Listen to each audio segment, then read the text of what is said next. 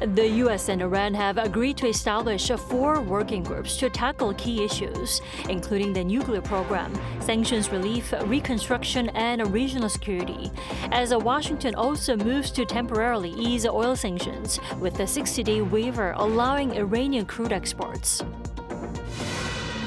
Even as tensions ease following the U.S. Iran ceasefire, President Lee Jae-myung urges officials to remain vigilant and focus on boosting economic activity.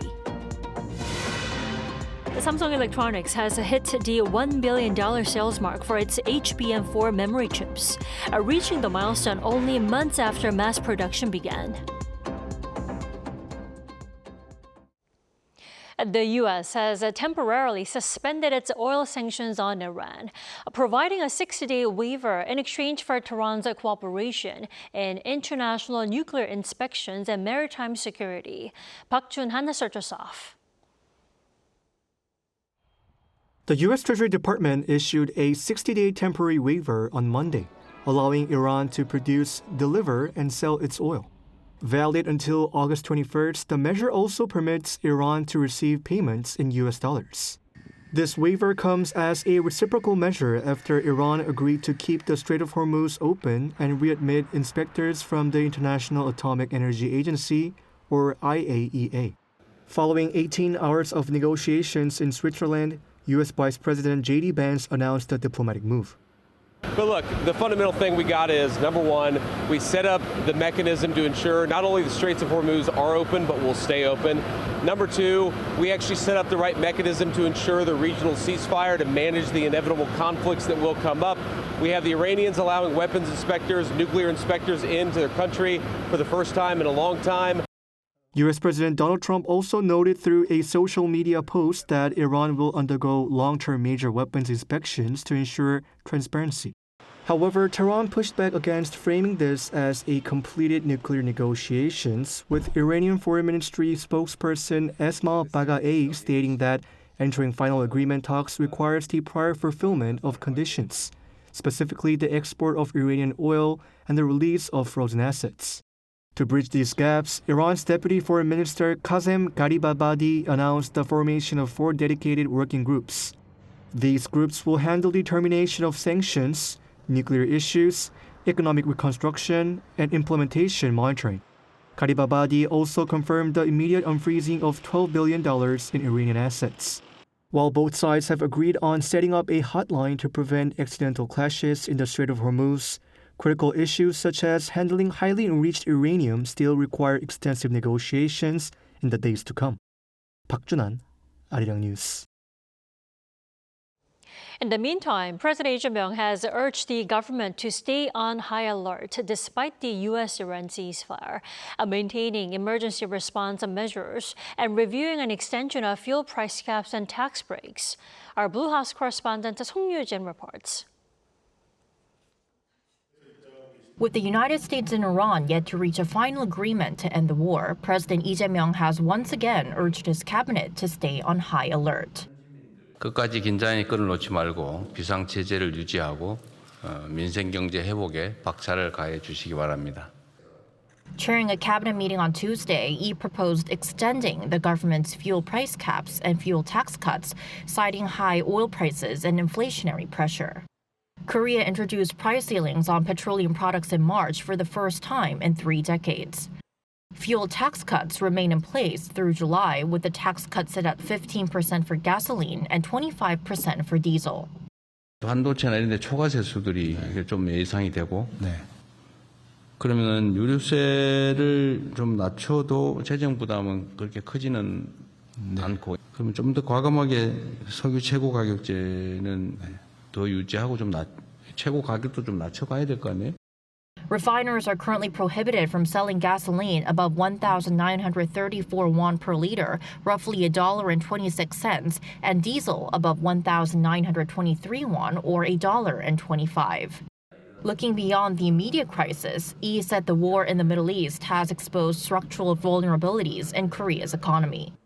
에너지와 원자재 공급망의 전략적인 다변화, 그리고 재생에너지 중심의 에너지 믹스, 탈플라스틱 순환 경제로의 이행을 서둘러야겠습니다. The Foreign Ministry says it will strengthen supply chain cooperation with resource-rich regions outside the Middle East, such as Latin America and Central Asia.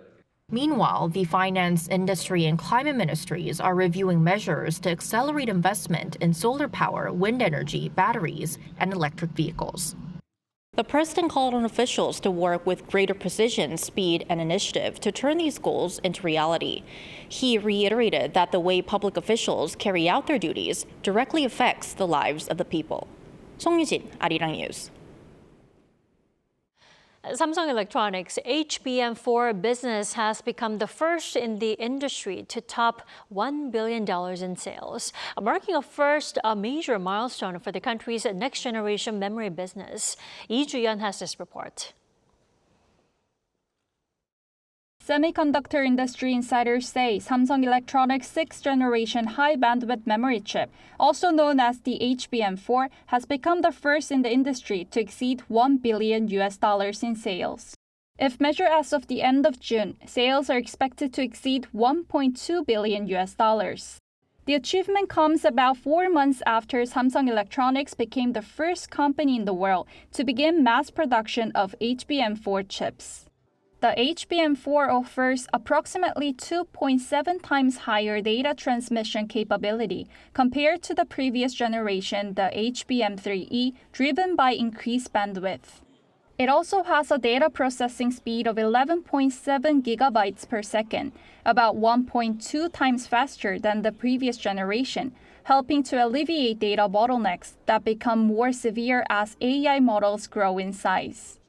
Along with higher performance, it also improved power efficiency by around 40% compared to the previous generation. NVIDIA has been the biggest user of HBM chips so far. With Samsung Electronics introducing an improved product, the company has now been able to supply its HBM chips to NVIDIA, which is directly contributing to its sales growth. Experts say Samsung Electronics' strong HBM4 sales are largely driven by expanding investment in AI infrastructure. According to a Bloomberg intelligence report, the HBM chip market is expected to continue expanding to $130 billion by 2033, driven by the rapid growth of AI computing as workloads continue to scale. HBM is a key component used in AI accelerator systems. As the AI industry continues to expand, demand for HBM and the size of the market are expected to grow accordingly. Industry insiders predict that Samsung Electronics' HBM4 sales are expected to exceed $10 billion this year. If this is the case, this would mark an unprecedented level of first-year revenue for a new memory product. Lee Ju-yeon, Arirang News. Korea's stock market plunged on Tuesday, with the benchmark KOSPI closing at 8,203.84, down 9.99% from the previous session. A sell-side sidecar was triggered in the morning, followed by a circuit breaker after the index fell more than 8%. Now, Samsung Electronics and SK hynix each fell about 12%, marking their biggest one-day losses since the 2008 global financial crisis. And the secondary Kosdaq also triggered a sell-side sidecar before ending the session 7.9% lower. Now, the decline was fueled by profit-taking from foreign and institutional investors after Monday's rally, as well as overnight weakness in U.S. technology stocks. Korea's industry minister says the country has secured favorable terms for local steelmakers regarding the European Union's upcoming tariff rate quotas. Briefing reporters at the government complex at Sejong on Monday, Minister Kim Jong-un called the agreement the most significant achievement of his recent trip to Europe and the Middle East. Now, starting in July, the EU plans to raise out-of-quota tariffs on 30 steel products to 50% and reduce its overall duty-free limit by roughly 46% to 18.35 million tons. Minister Kim noted that a flat 46% cut would drop South Korea's duty-free volume from 2.58 million tons to roughly 1.3 million tons. However, he said a consensus was reached with the EU to avoid such a drastic reduction, securing a major achievement for the domestic industry. Korean Prime Minister Kim Min-seok and Chinese Premier Li Chang met in Dalian on Tuesday, agreeing to step up efforts to improve bilateral relations. Now, this marks the first meeting between the two nations' prime ministers in 7 years. During the talks, Kim emphasized the need to upgrade cooperation across various sectors, including politics, economy, and cultural exchanges. Lee responded that Beijing is ready to deepen mutual trust and expand the depth of cooperation with Seoul to promote regional stability and prosperity. With the key economic and trade officials attending from both sides, the discussions heavily focused on boosting practical partnerships in the economic and technological fields.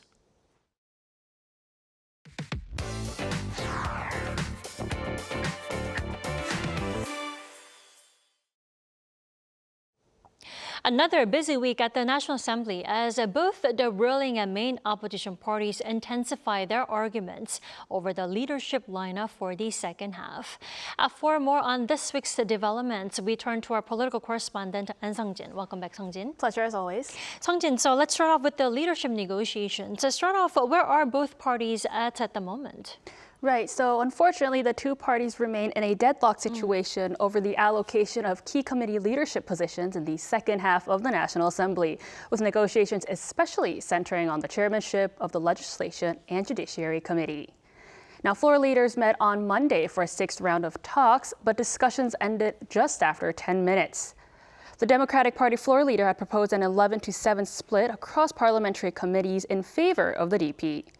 He warned that if negotiations continue to stall, the ruling party may move to finalize the structure without bipartisan agreement. To ensure stable governance of the administration and to help restore people's livelihoods, the ruling party must continue to chair the Judiciary Committee. However, the People Power Party insists that the Judiciary Committee should be chaired by the second largest majority party, and that when the DP led the committee, its legislative oversight function was weakened. The PPP floor leader argued that the committee failed to provide sufficient checks and balances. But what was the result when the Democratic Party chaired the committee? Did it manage the committee properly? Did it help the National Assembly function in a normal and balanced way? Now, with both sides standing firm on the issue, making it a big obstacle. Indeed. Now, the ruling party also has its own leadership race coming up soon. How is that preparation process for that unfolding? Right, so the ruling Democratic Party is entering full campaign mode for its national convention scheduled for August 17th. Now, several prominent figures are positioning themselves for a high-stakes contest. Let's first have a listen to what they have had to say. We will continue to provide strong support to ensure that the President's diplomatic efforts lead to great peace and prosperity for the people. I believe the party needs two things: complete unity between the party and government, and stronger support for the administration. So let's start with the current chairman Jung Chong-nae, who is set to resign from his post on the 24th, a move widely seen as the formal launch of his bid for another term as party leader. Despite calls from some party members to take responsibility for some disappointing performances in the June 3rd local elections, including losses in the Seoul mayoral race, Chung appears determined to press ahead with his leadership challenge. The contest is also expected to feature Prime Minister Kim Min-seok, who is preparing to return to party politics after the confirmation process for his designated successor. Kim has previously expressed a strong interest in the party leadership, once describing becoming party chairman as his dream. Former party leader Song Young-gil is also keeping the door open. The leadership race is expected to become a direct test of influence among competing groups within the party, as it will shape the party's future political agenda and electoral strategy. The DP is scheduled to establish its convention preparation committee this Thursday. And Sung-jin, before I let you go, a special parliamentary investigation into the ballot paper shortage that marred the local elections is underway. How have the lawmakers been responding to the matter so far? Right, so the parliamentary inquiry just kicked off today as lawmakers seek answers over what went wrong and how similar incidents can be prevented. Now, both the ruling and main opposition parties agreed on the need for an investigation, but the DP says the focus should be on strengthening oversight of the National Election Commission, including a possible constitutional amendment aimed at improving accountability. Meanwhile, the PPP argues that the probe should scrutinize the NEC's operations. Key questions will be why ballot papers ran short on election day, whether on-site responses were adequate, how authorities handled the aftermath, and other aspects. During today's meeting, lawmakers from both parties sharply criticized election officials who failed to appear despite being called as witnesses. Of the 43 officials, only a handful attended, including former National Election Commission Chair Do Taek. The special committee is given a 45-day investigation schedule with members to receive 2 rounds of briefings from election authorities, conduct an on-site inspection, and hold 2 public hearings. Much still to come and to keep an eye on. Seongjin, thank you for the wrap-up tonight. Thanks for having me.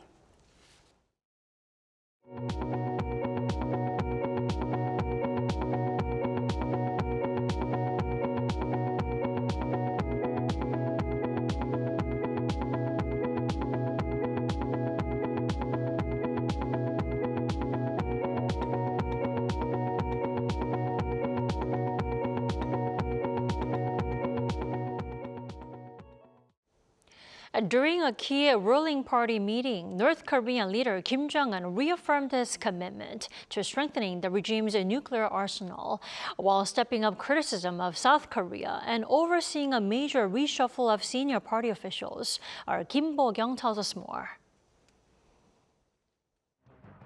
North Korea has once again reaffirmed its commitment to expanding its nuclear arsenal. According to the Korean Central News Agency on Tuesday, the ruling Workers' Party of Korea convened the second plenary meeting of the Central Committee for 3 days on June 20th to review the progress of decisions made at the 9th Party Congress in February. Presided over by leader Kim Jong-un, the meeting emphasized the regime's commitment to expanding and strengthening its nuclear forces and fully exercise its self-given status as a nuclear-armed state. Kim further ordered an increase in powerful defense assets without pause, with a goal of dominating the world, and to proceed with the construction of a 10,000-ton strategic guided missile cruiser. On foreign affairs policy, the North again labeled the South as its most hostile state and criticized this month's South Korea-U.S. Nuclear Consultative Group meeting, claiming the allies are expanding their military capabilities, including through Seoul's pursuit of nuclear-powered submarines. Regarding the plenary meeting, a unification ministry official noted that an unusually large share was devoted to national defense and foreign affairs. An expert agrees, adding that while the message towards South Korea remains in line with the two-state policy, its hostility has intensified. He attributed this to the war in the Middle East. Unlike everywhere else, North Korea feels an exceptionally high level of security threat. So the need to justify strengthening its military capabilities by pointing to external threats is growing. Meanwhile, there was a major leadership reshuffle, with Cho Young-won elected secretary of the party's Central Committee while removing Kim Jae-ryong. The same expert explained this reshuffle is to root out corruption. It appears that the party felt the need to strengthen its control over the military by raising early awareness of the level of corruption within the armed forces. The meeting also highlighted coal as a strategic sector, calling for a nationwide overhaul of mining communities for broader economic development plans. Kim Bo-kyung, Arirang News. South Korea is stepping up engagement with the Global South through a new civic diplomatic platform focused on development cooperation based on Korea's own grassroots experience. Our senior foreign affairs correspondent Oh Soo-young tells us more. A new diplomatic network has launched in Seoul as Korea looks to turn its development model into a stronger bridge with the Global South. Diplomats, academics and development practitioners gathered at Yonsei University in Seoul for the inaugural meeting of the Semi-Diplomacy Group, or SDG. Through this platform that we launched today, we can have continuous permanent engagement through this diplomatic platform, both offline and online. The initiative builds on Korea's Semi movement, launched in the 1970s to modernize rural communities and improve living standards outside Korea's fast-growing cities. Based on the spirit of diligence, self-help and cooperation, the movement is now widely cited as part of the grassroots foundation behind the country's rapid economic rise. More than 50 model villages have since been established across 11 nations. Officials and community leaders from more than 100 countries have also visited Korea to study the approach. And I believe for Tanzania as well, same-old movement can be adopted in our own villages, but our own communities as we are coming together. We have a 2050 vision of development. I think cooperation, diligence, and self-help are things that will help us. And around 40% of the population of Honduras is rural. Semaul Undong, it's a component that can drive change in our country. So people-driven and community-centered approach that Semaul Undong develops through the capacity building in communities is one of the aspects that can be strengthened. The initiative comes as Hope broadens engagement with emerging economies across Africa, Asia and Latin America. Pak says the model is not just about rural development, but about human foundations needed for countries to adapt and grow in a changing economy. He says those foundations include education, mindset change, leadership and civic values. So Semaul Undong has all these ingredients. So when villagers and leaders and also specialists, they learn and adapt Semaul, they can benefit in these 4 areas. And these are what is necessary in the age of AI. Last month, President Lee Jae-myung visited the Korea Semaul Undong Center, marking the first such visit by a progressive president. He called for a significant expansion of overseas programs as part of Korea's development cooperation efforts. The new diplomacy group aims to elevate this development approach onto the agenda of the 2028 G20 summit to be held here in Korea. Oh Soo-young, Arirang News. Now, as we've been reporting since last week, the World Heritage Committee is set to convene in the southern port city of Busan this July to review new nominations for UNESCO's World Heritage List. And ahead of the gathering, our culture correspondent Park Gon-woo sat down with the director of UNESCO's World Heritage Center for an exclusive interview. At the UNESCO headquarters in Paris, preparations are well underway for one of the organization's biggest annual gatherings. Ahead of the meeting in Busan this July, UNESCO World Heritage Director Lazare Longduo Somo spoke about what lies ahead for the committee. What kind of key agendas are expected to be discussed in Busan this year, and what kind of possible positive outcomes do you expect to come from that? It will be an important moment to recognize new sites from the rest of the world and also from the Republic of Korea. Important moment to see what kind of solutions or recommendation we can see, including inscribing some sites on the list endangered, to mobilize the international communities to safeguard them. One issue expected to draw particular attention is Korea's proposal to expand the World Heritage listing of Kaetbar, the country's tidal flats. The original inscription in 2021 covered only part of the ecosystem. Lazare said the extension would strengthen protection efforts while reflecting Korea's commitment to preserving biodiversity. Not the whole territory of Kaetbar is recognized. The Republic of Korea has prepared this candidature with professionalism, and the site is already known. So I do expect a very good outcome. Another major topic on the agenda will be support for small island developing states, marking the first time the issue is formally addressed under the convention. He also highlighted Korea's growing role within UNESCO, citing the country's support for conservation projects and heritage capacity building efforts worldwide.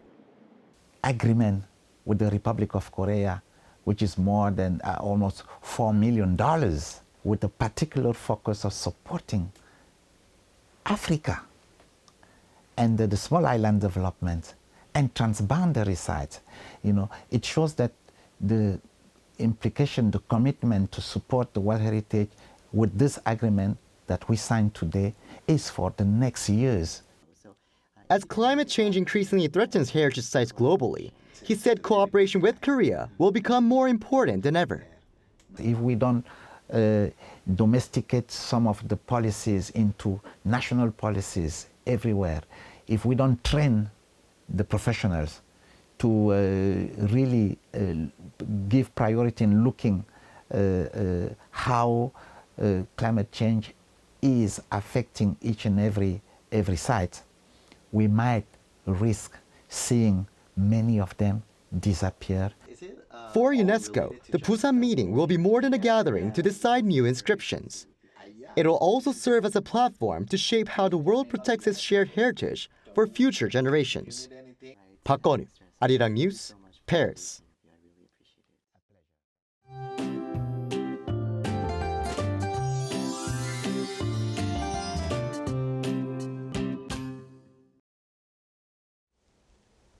Today, Jeju Island remains under the influence of rain clouds, bringing continued wet weather. Looking ahead to tomorrow, rain will persist on Jeju Island and along coastal areas. Even with continued rain on Jeju recently, the rainy season has not officially begun there yet. Typhoon Mokala, the 7th named storm of the season, is not expected to directly affect Korea. However, it could push the stationary front northward, so influence the timing of the onset of the rainy season. Tomorrow, ozone levels are expected to reach bad levels across Gyeonggi-do province and Incheon, so it's best to limit prolonged outdoor activities if possible. And UV levels will be very high in parts of the central region, so try to avoid outdoor activities as possible. As for temperatures, most of the areas will start the day below the 20-degree mark. Seoul 19 degrees Celsius, Chuncheon 15 degrees, Daegu 18 degrees. Then by the afternoon, Seoul will get up to 29 degrees, Daejeon 26 degrees, Busan 23 degrees. Scattered showers are expected across much of the country on Thursday, so keep an umbrella handy. Now here's a look at the weather around the world.